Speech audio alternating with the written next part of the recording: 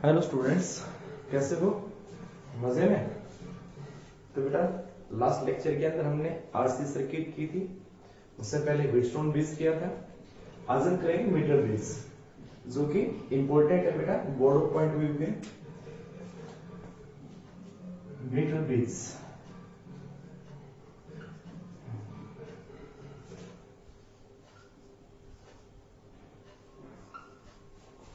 या इसका दूसरा नाम होता है slide wire bridge.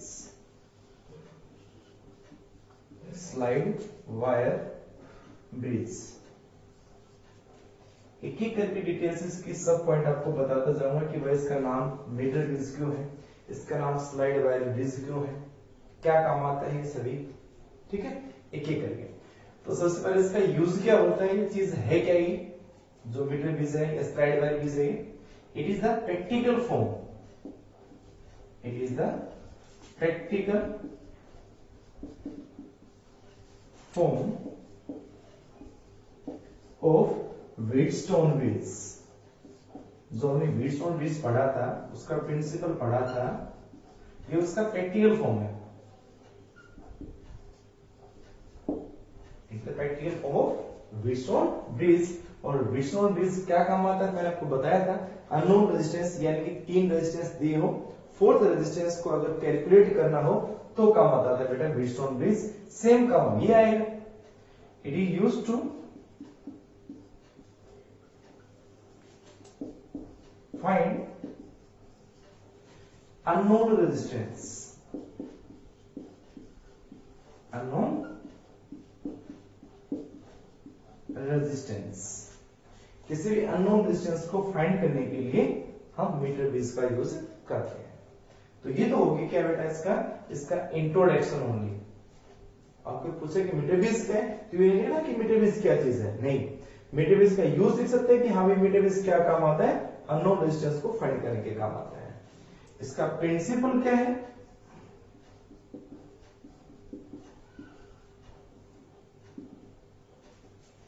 It is working on या बेस्ड ऑन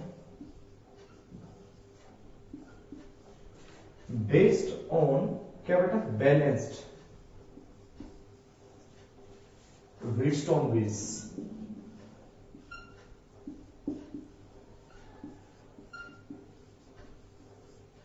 प्रिंसिपल, इसका जो प्रिंसिपल है वो किस पे बेस है, बैलेंस व्हीटस्टोन ब्रिज प्रिंसिपल। और बैलेंस व्हीटस्टोन ब्रिज प्रिंसिपल क्या था, that is P by Q is equal to R by S।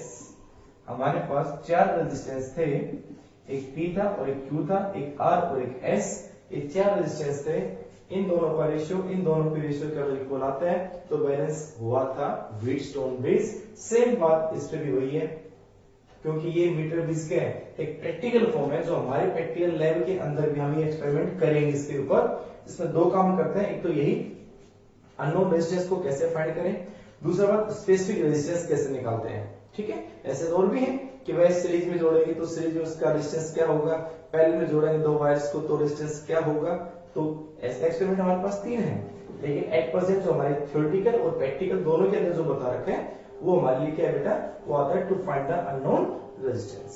इसके लिए तो आप इसको नोट करिए बेटा एक बार, पहली बात तो। फिर मैं बताऊंगा आपको कि मीटर ब्रिज क्या है, इसमें स्लाइड वायर ब्रिज को क्यों कहते हैं, उसका डायग्राम बनेगा। क्लियर, तो ये बातें हुई। उसके बाद चलते हैं इसके डायग्राम के ऊपर मीटर ब्रिज का।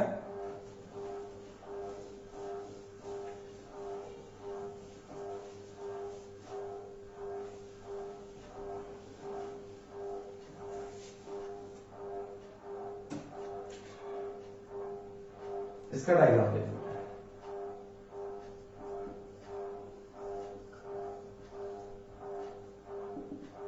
क्या इसका डायग्राम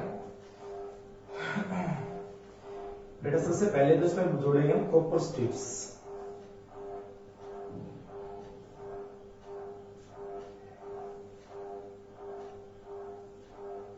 ये कॉपर स्ट्रिप है, और छोटी कर देते हैं, इसका जगह कम बचेगी।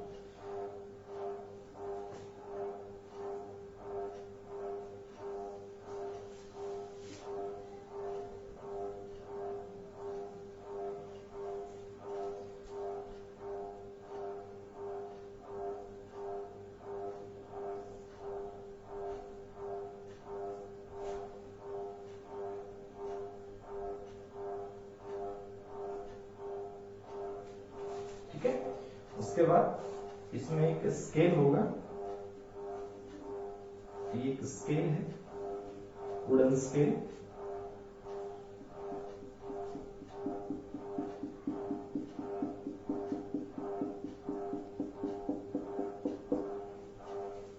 इसमें एक वायर होगा यहाँ पे,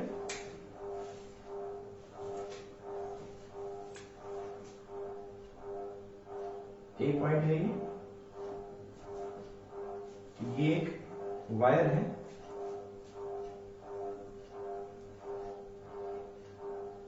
ये एक वायर है बेटा,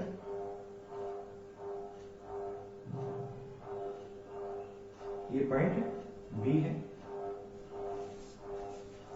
ठीक है।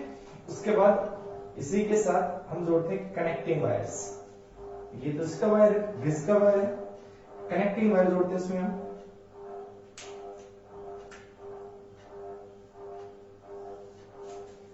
एक लगाएंगे बैटरी, एक लगाएंगे की, ठीक है। हम की को ऐसे दिखा सकते हैं, हम की को ये भी दिखा सकते हैं, ये की। उसके बाद इसको जोड़ दो इसके साथ। इसी के साथ इसमें क्या क्या होते हैं, और इन दोनों टर्मिनल में इसमें तो होगा एक रेजिस्टेंस बॉक्स, जिसका रेजिस्टेंस आर मान लिया मैंने।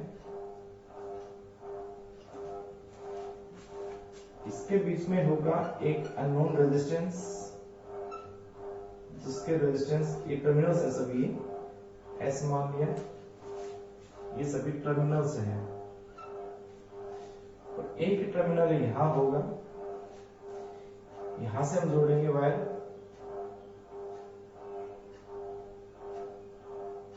इसके ऊपर से लेके एक जोड़ देंगे गैल्वेनोमीटर एक साइड पे उसका, और उसके बाद में दिस इज गैल्वेनोमीटर, और गैल्वेनोमीटर का एक एंड जोड़ देंगे यहां से, जिसको बोलते हैं जोकी, ठीक है। इसका सिंबल इसका ऊपर से आता है, इसका नाम डाल देते हैं हम। ए बी हो गया, ये हो गया सी, ये पॉइंट हो गया डी, ये पॉइंट हो गया ई, ये पॉइंट हो गया एफ, ये पॉइंट हो गया जी, तो हो गया है एच मान लेते इसको। तो ये इसका डायग्राम है, या बोल सकते हैं सर्किट डायग्राम है। क्या क्या चीजें इसके अंदर मैं आपको बताता हूं एक एक।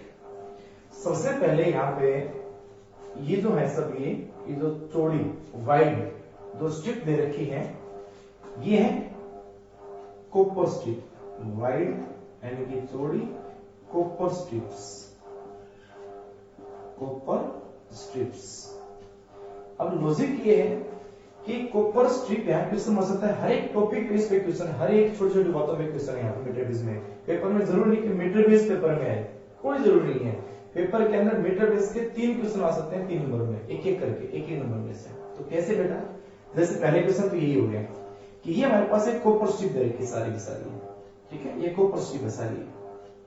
फिर कॉपर स्ट्रिप चौड़ी क्यों होती है, वाइड क्यों होती है? इसलिए वाइड होती है क्योंकि जो रेजिस्टेंस होता है, उस रेजिस्टेंस का फॉर्मूला क्या होता है बेटा, R equal to rho l by A.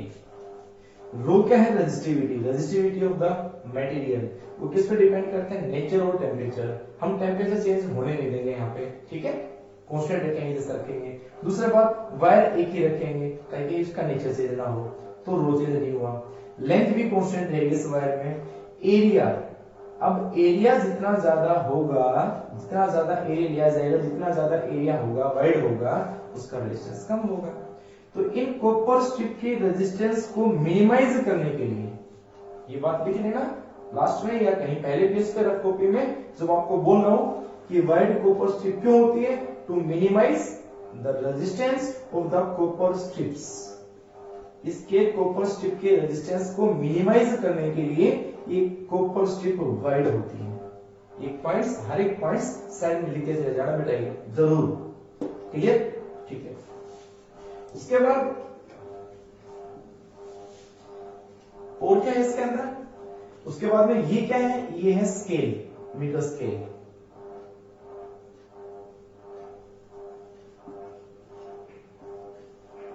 Metre scale, अब मीटर स्केल, मीटर बेस का लॉजिक आ गया। What is metre base, metre base क्या होता है बेटा, इसका नाम मीटर बेस क्यों है, क्योंकि ये जो है हमारे पास इसका जो वायर होता है, जो मैंने वायर जोड़ा है ए से लेकर बी तक, ये जो वायर है वो मीटर बेस वायर है, वो 1 मीटर का होता है। तो मीटर बेस को मीटर बेस इसलिए कहते हैं क्योंकि इसके अंदर जो इसका वायर होता है, ये वायर 1 मीटर लेंथ होती है इसकी। या जो हमारे पास दूसरी बात करें जो स्केल की लेंथ भी 1 मीटर होती है। यहाँ ये 0 सेंटीमीटर से स्टार्ट होगा, 100 सेंटीमीटर तक होगा, 100 सेंटीमीटर। 0 से 100 सेंटीमीटर लेंथ ही वायर की होगी और 0 से 100 सेंटीमीटर लेंथ ही wooden board, this is metre scale wooden board बोल सकते हैं इसको, वुडन का है इसके लिए। ठीक है, इसको बात दिया अलग है। दूसरी बात, ये वायर और ये वायर दोनों अलग अलग हैं। ये जो वायर है, ये जो ग्रीन पेन से हम बना रखे हैं, ये वायर होता है high resistivity material. This is या तो किसका, कॉन्स्टेंटल का, जो अलॉयज बताए मैंने, अलॉयज क्या होती है, कॉन्स्टेंटल या मैंगनीन का वायर होता है, ये MAN मैंगनीन, ये मैंगनीन का वायर होता है। तो ये वायर कॉन्स्टेंटल और मैंगनीन का ही क्यों होता है, आपको ये पूछ ले, क्योंकि this wire having more resistance, यानी this wire is high resistivity material, high resistivity material. दूसरी बात, जब यहाँ पे लगातार जो करंट फ्लो करेगा तो वायर क्या हो जाता है, गर्म हो जाता है। वायर जब गर्म हो जाता है तो बेटा उसके साथ उसका रेजिस्टेंस भी चेंज होता है। तो मैंने आपको एक टेम्परेचर कोफिशिएंट के अंदर जो टेम्परेचर आपको पढ़ा रहा था, टेम्परेचर डिपेंडेंस ऑफ रेजिस्टेंस, तो उसमें आपको मैंने क्वेश्चन बताया था, क्या चीज, कि भाई अलॉयज का रेजिस्टेंस और टेम्परेचर का कितना बना है। अलॉयज के लिए याद करो, बहुत चीजें बरोबर, अलॉयज के लिए रेजिस्टेंस, ये रेजिस्टेंस है, तो कहीं लगा तो ये रेजिस्टेंस मान लो और ये टेम्परेचर ले लो। तो मैंने ग्राफ इसका इस तरह से बनाया था और मैंने ये कहा था कि ग्राफ ये बहुत ज्यादा स्लोप नहीं बनाएगा। इसका मतलब क्या हुआ कि टेम्परेचर लगातार बढ़ते रहने से उसका रेजिस्टेंस या उसकी रेजिस्टिविटी चेंज नहीं होगी। ठीक है, एक तरह से इनका रेजिस्टेंस, कॉन्स्टेंटल, मैंगनीन, इन सभी का रेजिस्टेंस, जो अलॉयज होती हैं उनका रेजिस्टेंस टेम्परेचर पर नियरली इंडिपेंडेंट होते हैं, वो टेम्परेचर पर डिपेंड नहीं करते हैं। इसका मतलब अगर इसके जगह पर और वायर लगा देता तो टेम्परेचर के साथ इस वायर का रेजिस्टेंस चेंज होता रहता, रेजिस्टेंस चेंज होता रहता, तो हम जो अननोन रेजिस्टेंस निकाले उसकी वैल्यू लगातार चेंज होती रहती। इसलिए हम एक ऐसा वायर यूज करेंगे जिसका रेजिस्टेंस टेम्परेचर पर डिपेंड नहीं करता, टेम्परेचर बढ़ते रहो लेकिन इसका रेजिस्टेंस चेंज ना हो, इसलिए यहाँ पे वायर लिया जाएगा अलॉयज का, तो कॉन्स्टेंटल एंड मैंगनीन। तो दूसरा क्वेश्चन ये आपको मैंने बताया कि भाई कॉन्स्टेंटल और मैंगनीन वायर ही यूज क्यों किए जाएंगे, लिख रहे हैं इसका answer, because these wires having more resistance, yeah, these wires are high resistivity materials and that resistance of that materials are not depends on temperature, इनका रेजिस्टेंस टेम्परेचर पर डिपेंड नहीं करता है, नियरली इंडिपेंडेंट है। ये बात जरूर लिख लेना इसके लिए, क्लियर। तो कॉन्स्टेंटल और मैंगनीन का क्यों यूज किया, क्लियर हुआ। उसके बाद ये जो हमारे पास वायर है, ये जो वायर जोड़ रखा है ये वाला, दिस इज कनेक्टिंग वायर। और आपको पता है कनेक्टिंग वायर घर में वायर होते हैं, कनेक्टिंग वायर सॉकेट में जुड़े होते हैं, पंखे में जुड़े होते हैं। वो कनेक्टिंग वायर किसके होते हैं, कॉपर के, that are copper connecting wire.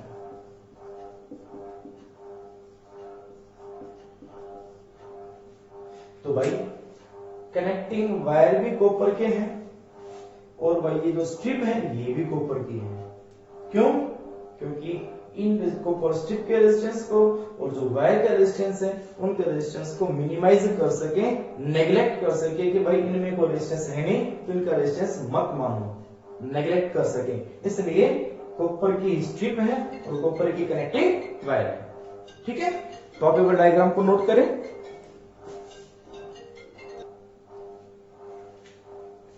ठीक है बेटा, बना लिया।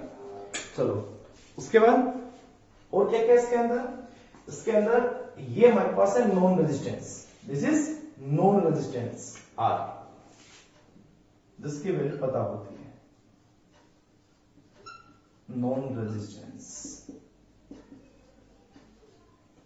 एंड जो एस हमारे पास है this is unknown resistance, this is unknown resistance, ये अननोन रेजिस्टेंस है, ठीक है।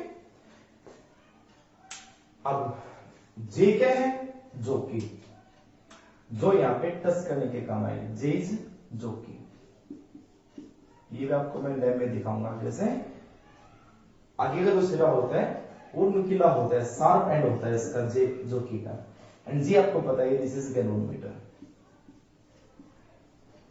गैलोमीटर क्या काम आता है, स्मॉलेस्ट करंट को जो मेजर कर सके, कम से कम करंट को जो मेजर कर सके, क्योंकि करंट को मेजर एमीटर भी कर सकता है, लेकिन एमीटर की लिस्ट काउंट कम होती है, मींस ना एमीटर की लिस्ट काउंट ज्यादा होती है, गैलोमीटर की लिस्ट काउंट कम होती है, मींस गैलोमीटर कम से कम करंट को मेजर कर सकता है एमीटर की बजाय। तो अगर वायर में कहीं भी मामूली सा भी करंट आएगा तो ये फाइंड कर लेगा, डिटेक्ट कर लेगा, कौन, गैलोमीटर, ठीक है। अच्छा ये क्या है, सोर्स है, जिसका इमफ हम ई मान लेते हैं, दिस इज सोर्स, जिसका इमफ ई।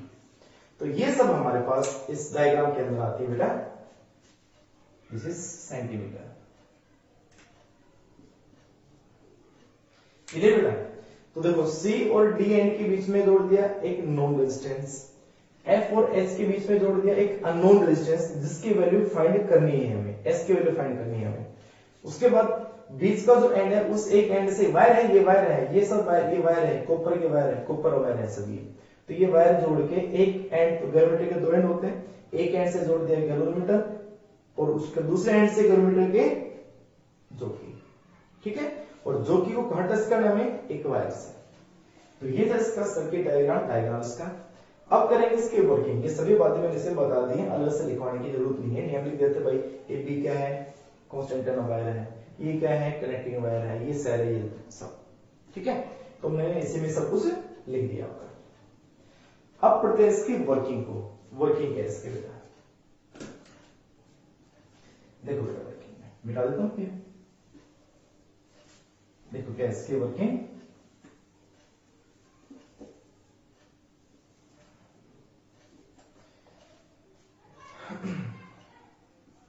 कह सकते हैं वर्किंग एंड थ्योरी, एक मैं इसमें लिखा देता हूं उसको, वर्किंग एंड थ्योरी यानी मैथमेटिकल। क्या करेंगे बेटा, सबसे पहले करेंगे की को क्लोज, की क्लोज्ड, आफ्टर की के इज क्लोज्ड, एंड इस रेजिस्टेंस बॉक्स में से कोई भी एक रेजिस्टेंस की बाहर निकालेंगे, और जो की बाहर निकालते हो उसके सामने जो रेजिस्टेंस लिखा होता है, जैसे उसका रेजिस्टेंस लिखा हुआ है 10 ओम, तो जो की आपने बाहर निकाली है, जो की आपने बाहर निकाली है रेजिस्टेंस बॉक्स से, वही उस सर्किट में आ जाएगा रेजिस्टेंस, ठीक है। तो मान लो अगर हमने क्या किया, आफ्टर की के is closed end remove the key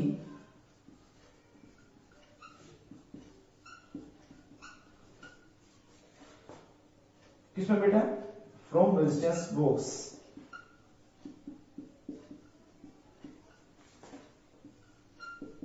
of suitable resistance,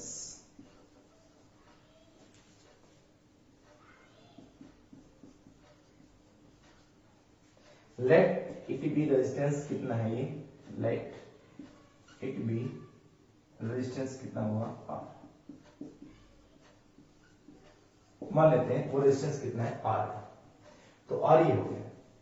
अब क्या किया जाए, स्लाइड द जोकी, इस जोकी को क्या करना है, स्लाइड करना है।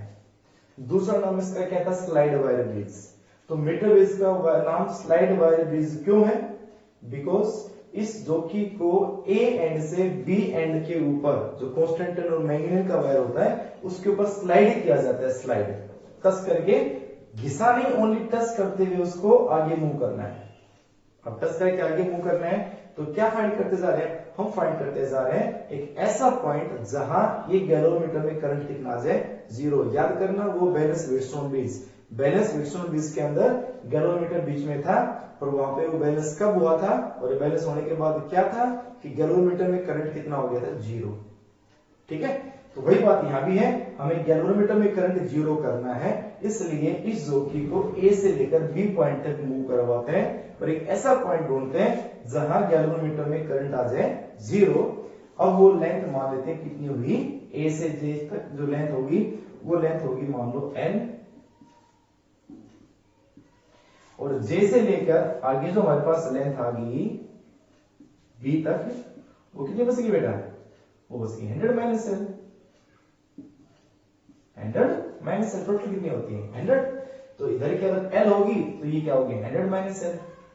हम इस एल लेंथ के रेजिस्टेंस को मान लेते हैं पी, एल लेंथ के रेजिस्टेंस को मान लेंगे पी, और इस रेजिस्टेंस को 100 माइनस एल वाले रेजिस्टेंस को मान लेंगे क्यू। अब ये हो गया आर और ये हो गया एस। अब याद करना ये ऐसा क्या ऐसा हमारे पास क्या था, बैलेंस व्हीटस्टोन ब्रिज था। तो क्या क्या बेटा हमने, आफ्टर की is closed end remove the key from the resistance box of suitable resistance, let it be resistance R and slide the jockey over the wire and find the balance point or null point. Find the balance point or null point. और इसको लिखते जाओ, ठीक है। उसके बाद बताइए line कितनी जगह इसके अंदर बिठा दो भाई, ठीक है। देखो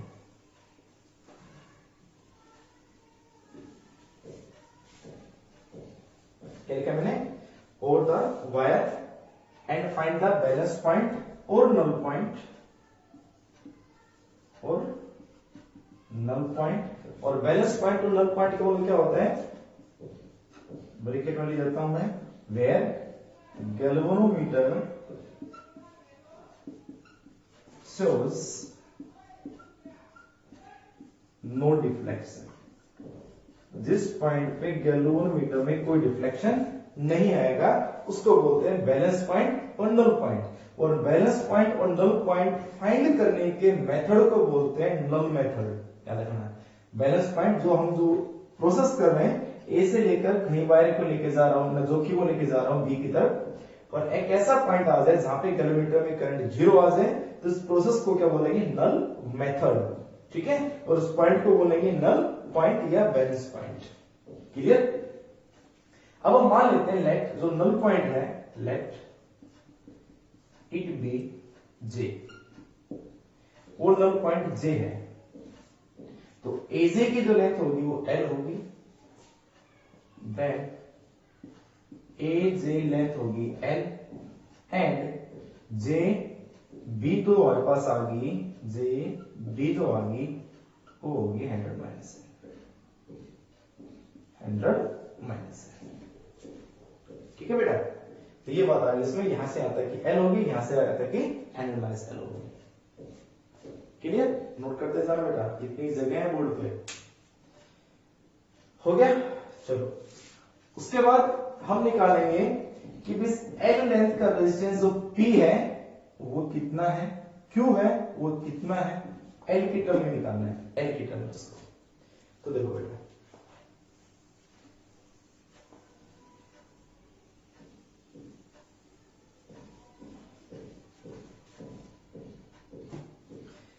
लेट एक मान लेते हैं हम, small r is the resistance of 1 centimeter या per centimeter of the wire, per centimeter of wire, मतलब R एक रेजिस्टेंस, स्मॉल r एक रेजिस्टेंस मान लिया मैंने पर सेंटीमीटर, 1 सेंटीमीटर का मान लिया मैंने R रेजिस्टेंस 1 सेंटीमीटर का, तो L सेंटीमीटर का कितना होगा, then P is equal to क्या होगा, रेजिस्टेंस P है क्या यहाँ पे, और रेजिस्टेंस है L सेंटीमीटर का, resistance of L centimetre of wire, तो L सेंटीमीटर का कितना होगा, 1 सेंटीमीटर का R है तो L सेंटीमीटर का कितना हो जाएगा LR, तो P जो आ गया वो किसके इक्वल हो जाएगा, LR के। और Q जो हमारे पास है वो रेजिस्टेंस ऑफ कितने सेंटीमीटर का है, 100 माइनस L सेंटीमीटर का है। तो 100 माइनस L सेंटीमीटर का रेजिस्टेंस क्या आ जाएगा, 100 minus L into R। Equation first and equation second. तो P का जो रेजिस्टेंस आ गया वो हो गया LR, और Q जो हमारे पास इक्वल हो गया वो हो गया 100 माइनस LR, क्योंकि रेजिस्टेंस प्रोपोर्शनल टू लेंथ यहाँ पे है। क्लियर, ठीक है। उसके बाद फर्स्ट पॉइंट, सेकंड पॉइंट। अब according to balance Wheatstone bridge, मैं डायग्राम मिटा रहा हूं।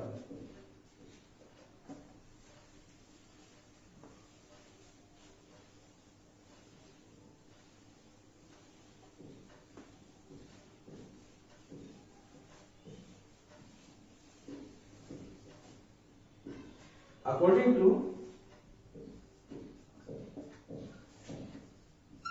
Principal,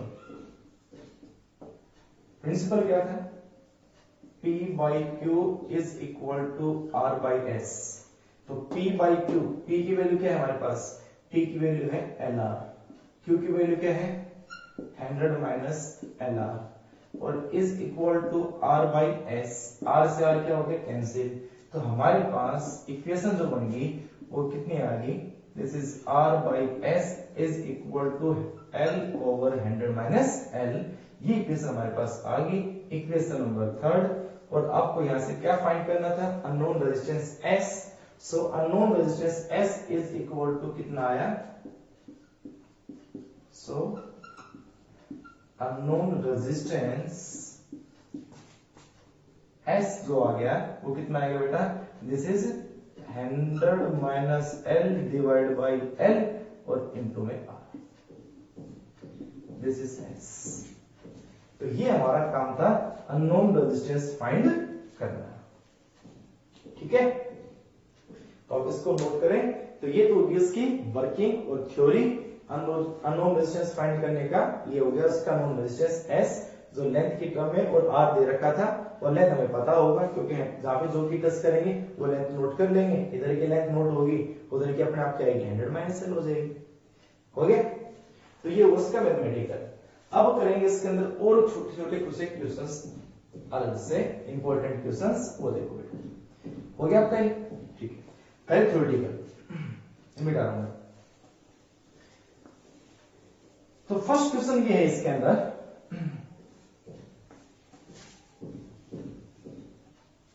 it is advise to, it is advise to, वो जो आपको मैंने डायग्राम से बताया था वो भी लिखना है सभी कि लेंथ मीटर भी, उसको मीटर ब्रिज क्यों बोलते हैं, उसको स्लाइड वायर ब्रिज क्यों बोलते हैं, क्योंकि वायर के ऊपर स्लाइड करते हैं, ठीक है। मीटर ब्रिज क्योंकि लेंथ 1 मीटर है। कांस्टेंट का वायर क्यों होता है, क्योंकि वो अलॉयज होती है, उनका रेजिस्टेंस टेंपरेचर पर इंडिपेंडेंट होता है। उनकी कनेक्टिंग वायर्स किसकी होती है, कॉपर की होती है। जो स्ट्रिप होती है वो वायर्ड होती है, वो कॉपर की होती है, टू मिनिमाइज द रेजिस्टेंस। वो सभी क्वेश्चंस भी लिख लेना। तो उसके बाद क्वेश्चन इक्वल इंपॉर्टेंट है, it is advise to obtain null point at the middle of the bridge, middle of the bridge। क्यों ऐसा, क्यों भाई, क्योंकि एट द मिडल, अगर बिल्कुल बीच में टच करते हैं वायर का, तो हाफ लेंथ इधर होगी, 50 सेंटीमीटर इधर होगी, 50 सेंटीमीटर इधर होगी। इसका मतलब P और Q रेजिस्टेंस क्या होगा, बिल्कुल सेम। P का रेजिस्टेंस और Q का रेजिस्टेंस क्या होगा, बिल्कुल सेम। ऐसे ही अपने आप R और S वो भी हो जाएगा सेम, एक जैसे। तो क्या आ जाएगा, because at the middle point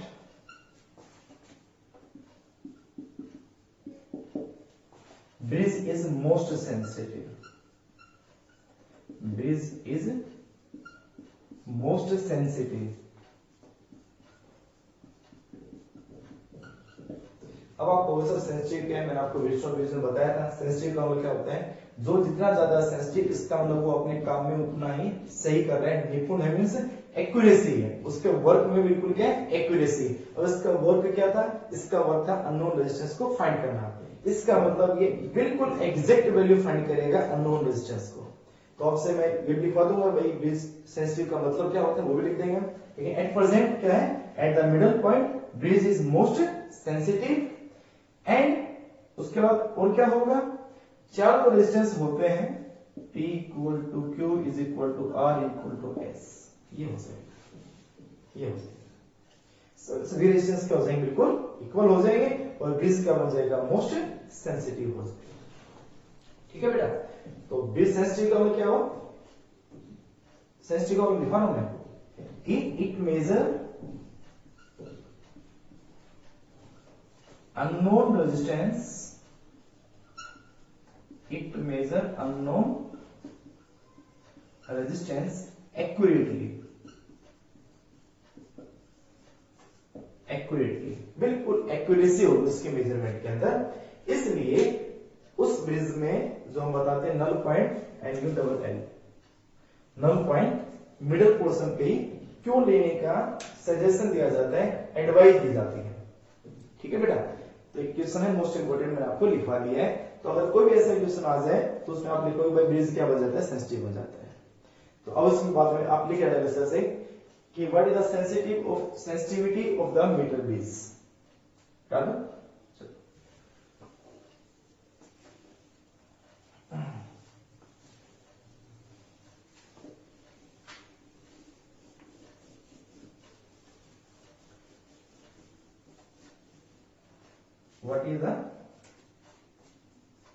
what is sensitivity of meter bridge,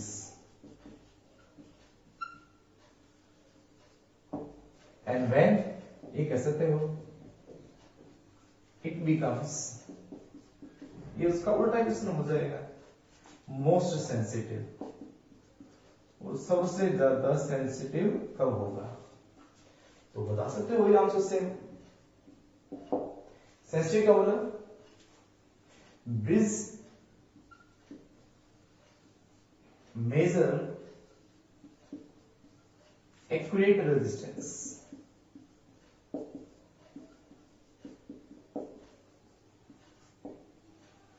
क्या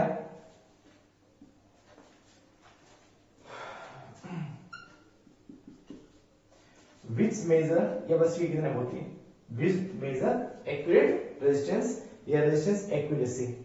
और कब सेंसिटिव होगा बेटा, ये स्मॉलेस्ट भी कह सकते हैं कि, या वो कह सकते हैं it major smallest resistance.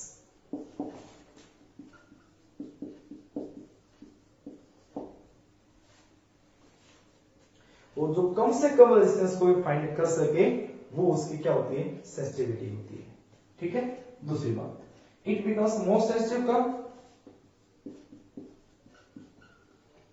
it becomes most sensitive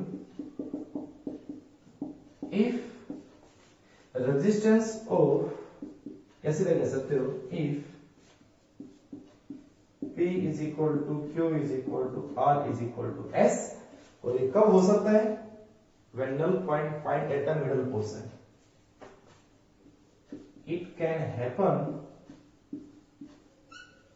when null point find middle portion of the bridge,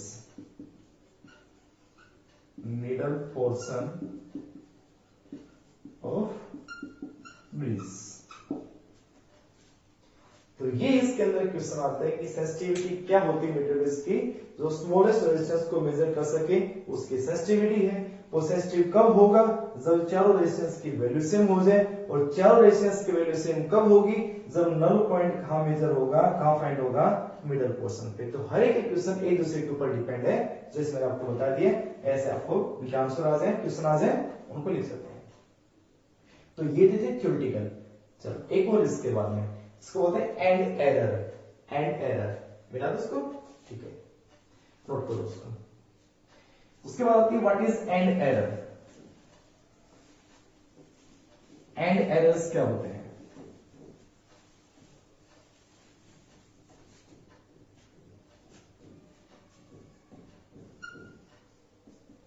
What are and errors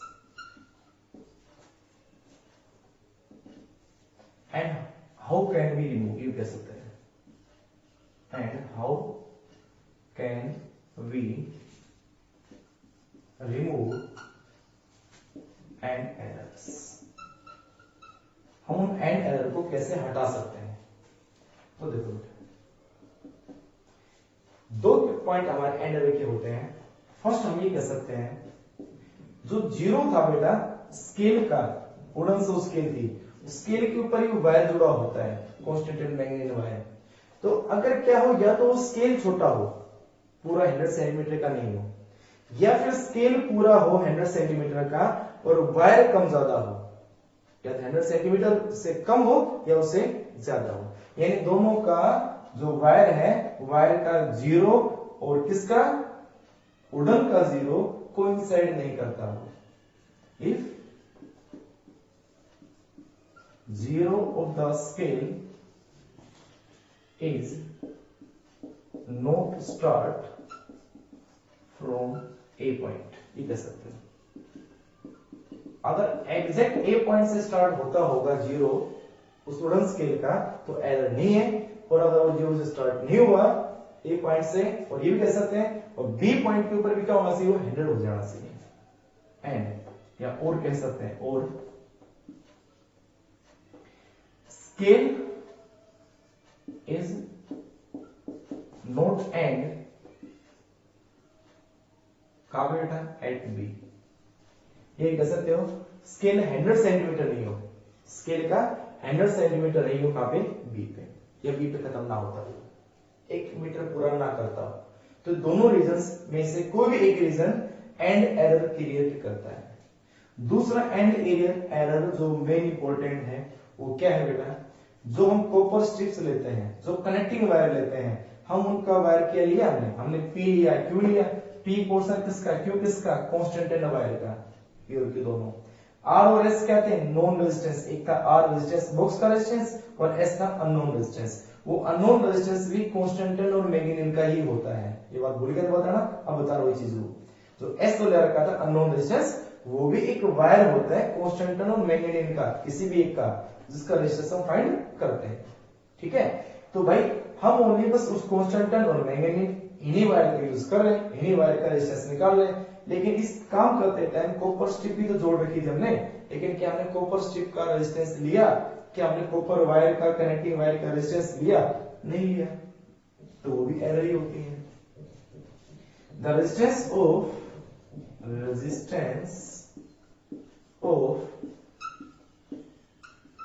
copper strips and connecting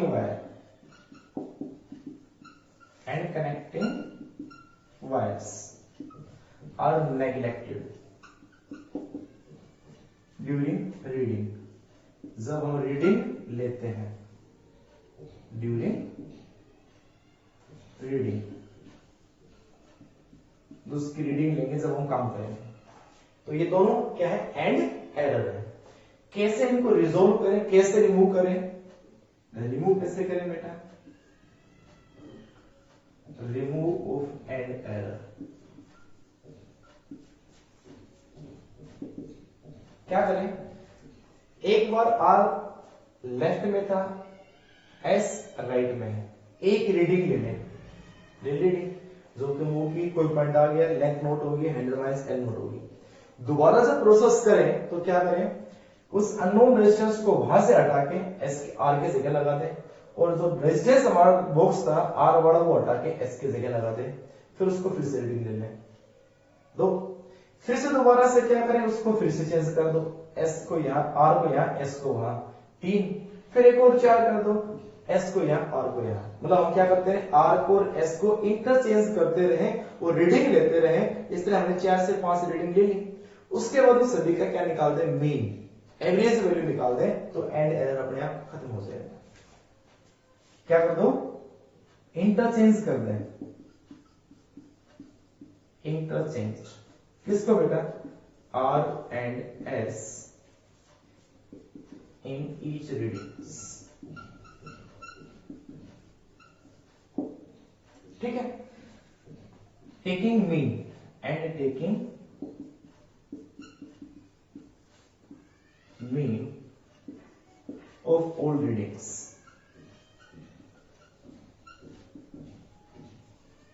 और उन सभी रीडिंग्स का क्या निकाल लिया जाए, मीन निकाल लिया जाए, तो अपने आप क्या होता जाएगा बेटा, वो एंड एरर रिमूव हो जाएगा। तो ये थ्योरेटिकल क्वेश्चंस थे मीटर बेस के ऊपर। अब मैं इस पे करवाता हूं आपको न्यूमेरिकल। जो न्यूमेरिकल क्या बनता है मीटर बेस पे वो देखिए बेटा। ठीक है, तो हो गया मीटर बेस का कॉन्सेप्चुअल क्वेश्चन। चलो उसके बाद आता है इसका न्यूमेरिकल। क्या न्यूमेरिकल बनता है, बहुत आसान सा न्यूमेरिकल होता है, एक ही जैसे होता है, वो देखो।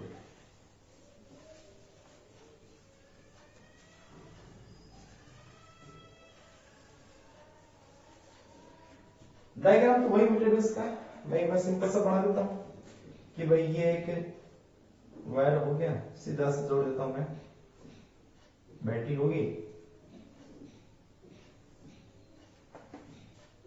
उसके बाद में यहां पे एक क्या था बेटा, आर था। ठीक है, यहाँ आर है, यहाँ क्या था, एस था। उसके बाद यहां से क्या जोड़ी थी हमने, जो की गैलोमीटर, और गैलोमीटर से क्या जोड़ी थी, जो की। ठीक है, इस तरह से ये पॉइंट हमारा ए था, ये पॉइंट बी था, इस तरह से। क्वेश्चन ये है, for the given diagram of the metre base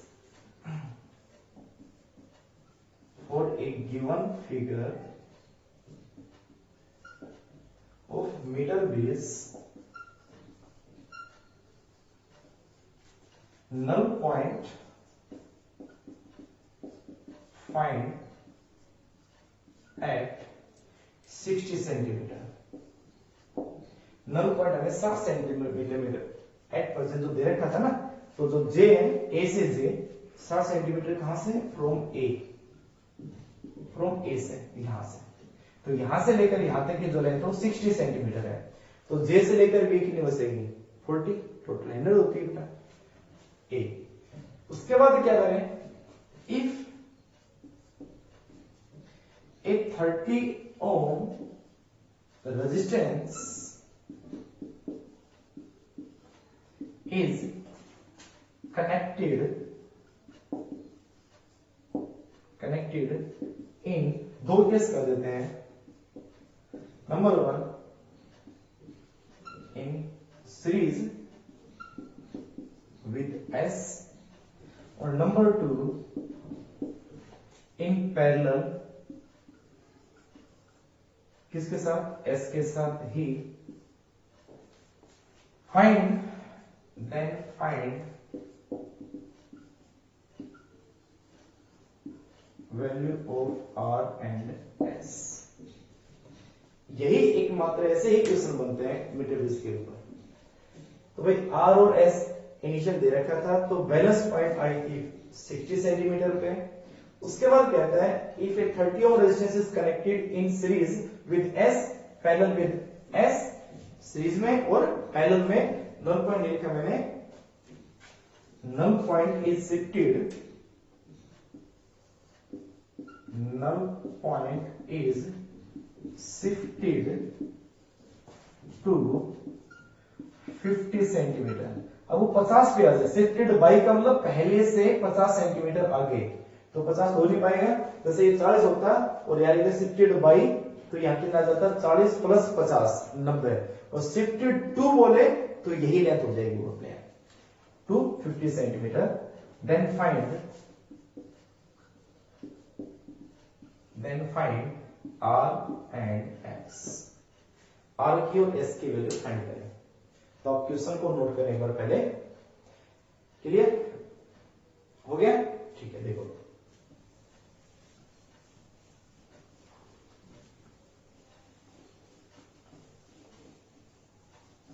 तो तो पहले बेटा क्या हुआ, शुरुआत में बस आर और एस दे रखे थे, तो आर और एस का जो रेशियो होगा वो किसके इक्वल होगा, एल और 100 माइनस एल के इक्वल होता है। डायग्राम में क्वेश्चन में क्या दे रखा था कि आर बाई एस शुरुआत में जो कितनी लेंथ ये 60 सेंटीमीटर, तो अगर ये होगी 60 तो ये हो जाएगी 40, कितना आ जाएगा 3/2, तो आर बाई एस की जगह क्या देंगे 3/2, एक कंडीशन होगी। उसके बाद में दूसरे पार्ट में वो क्या कर रहा था, अब ले लेते हैं first question, if 30 ohm is connected in series, ये था बेटा फर्स्ट जो क्वेश्चन था वो एस के साथ, तो अगर सीरीज में जोड़ देंगे इसके साथ तो ऐसा हो जाएगा नहीं कि भाई एस तो था ही, इसके साथ में एक और जोड़ देती है 30 ohm का, ये बन गया। डायग्राम तो बना रहा वैसे समझा रहा आपको, उसमें डायग्राम तो पहले वाला बना सकते हो, बनाओ तो बस, तो पहले बनाया था सिंपल समय एक, ठीक है, ना बनाओ तो कोई फर्क नहीं पड़ना क्योंकि मटेरियल का डायग्राम है।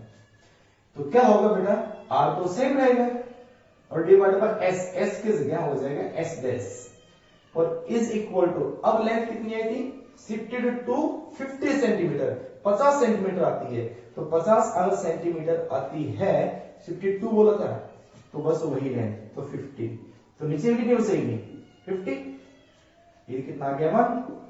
अब R divide by S dash, series में जब जोड़ते हो तो एस डैश कितना बढ़ेगा, ये सारा कितना बढ़ेगा एस डैश, तो कितना होगा बेटा एस प्लस 30, कितना आ जाएगा एस प्लस 30, और इज इक्वल टू कितना है 1 आया, ठीक है, कोई परेशानी नहीं है। उसको उल्टा कर दो दोनों, तो ये कितना आ जाएगा, हम इसको ये भी कह सकते हैं ना, this is S by 30, sir इसको क्रॉस मल्टीप्लाई करके निकाल सकते हो, डिवाइड बाय आ जाएगा आर इज इक्वल टू रहेगा 1 ही, मैं इसको क्या कह सकता हूं, मैं इसको ये भी कह सकता हूं और कि S by R plus 30 by R is equal to 1, S by R plus 30 by R equal to 1, और एस बाई आर की वैल्यू, एस बाई आर की वैल्यू यहां से 2/3 यहां पुट कर दें, तो ये आ जाएगा 2/3 plus 30 by R is equal to 1, 30 by R कितना आया, 30 by R equal to 1 minus 2/3, 2/3 कितना हो जाएगा 3 माइनस 2 1/3, तो जो आर आ जाएगा वो आ जाएगा 90 ओम, आर कितना आ गया 90 ओम। जब आर आपका 90 ओम आ गया तो वापस यहां पुट कर दे, पुट इन फर्स्ट, तो एस कितना हो जाएगा, S is equal to 2/3 of are,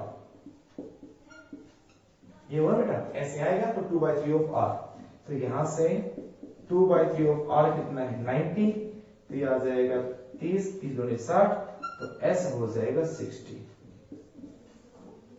are आ गया 90, एस हो गया 60। तो अगर वो 30 ओम इज कनेक्टेड सीरीज में है एस के साथ, तो यहां आ गया एस डैश एस प्लस 30, फिर हम इसकी वैल्यू निकाल के पहले आर की निकाल ली, आर के आगे वापस पुट कर दी तो एस की आ गई, ठीक है। उसके बाद आप इसको नोट करो एक बार, ओके बेटा।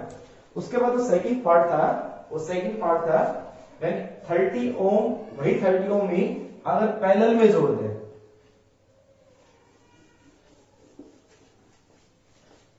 इन पैरेलल, यानी यहां से हटा के वो जो हमारे पास था